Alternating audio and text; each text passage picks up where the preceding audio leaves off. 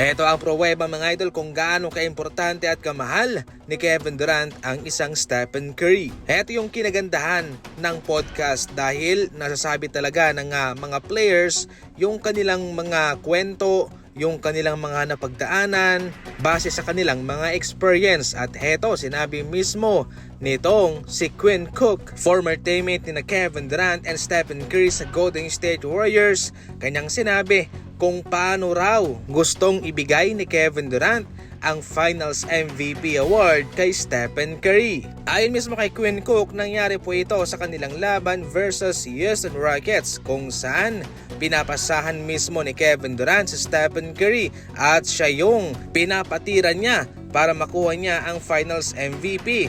Ang malaking rason kung bakit ginagawa to ni Kevin Durant ay dahil nais niyang patahimikin ang mga basher, mga hater na Stephen Curry patungkol sa mga nagsasabing wala rang Finals MVP itong si Steph. Kaya bilang isang mabait na teammate ni Stephen Curry ay ito mismo yung ginawa ni Kevin Durant para magkaroon ng Finals MVP. Kaso mas naging pabor sa mga bumoto itong performance ni Kevin Durant at siya mismo yung hinirang na Finals MVP. Sa next season, ganoon din po ulit ang pinaplano ni Kevin Durant. Pasahan ng pasahan sa Stephen Curry para siya ang maging Finals MVP.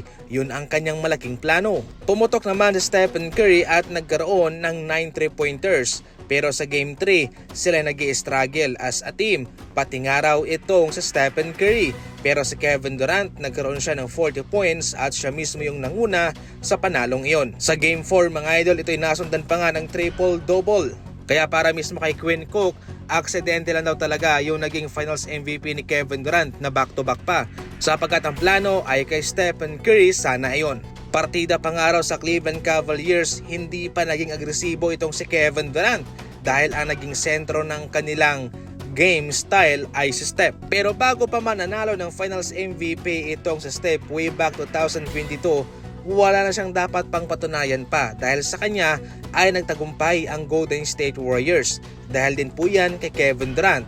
Ibig sabihin, nakamit nila ang kanilang tagumpay dahil sa kanilang grupo.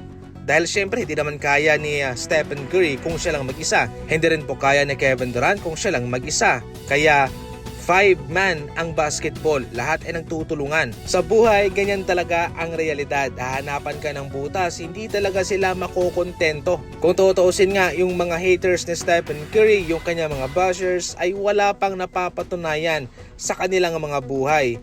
At yung kanilang yaman ay wala pa sa katiting kung ikukumpara kay Steph. Kaya para sa akin lang wala nang dapat pang patunayan itong si Stephen Curry. Pero gayon pa man, nagawa niyang mabuhat ang kanyang kupunan way back 2022 kung saan sila nagkampiyon. Ang planong iyon ni Kevin Durant mga idol kay Stephen Curry ay nagpapahiwatig lamang talaga kung gaano kabuting tao itong si Kevin Durant, kung gaano niya pinahalagahan ang kanyang teammate.